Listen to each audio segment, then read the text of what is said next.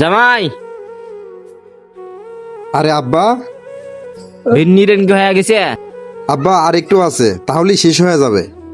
তো আব্বা এখন তো 11টা বাজে, ভাত খাওয়া লাগলে হয়। এত খাও খাও কর কে? তোমার বউ নাই, তোমার শৌরি নাই, সবাই মেলায় গেছে। কাম করো। শালা কেন যে বিয়ে করে শ্বশুরবাড়িতে ঘর যাবে থাকলাম, প্রায় 11টা বাজে, তাও কোনো খাবারের খবর নাই।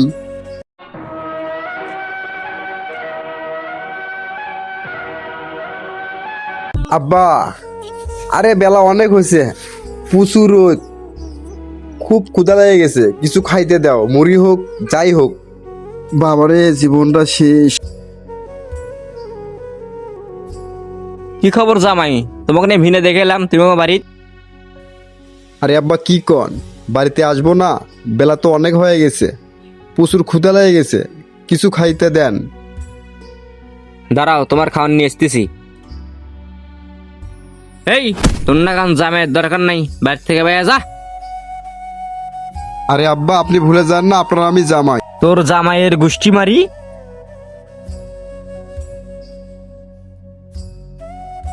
শালা ভাগ্যটাই আমার খারাপ, প্রেম করে বিয়ে করছিলাম, সেই বউ আমার বাড়িতে যায় না,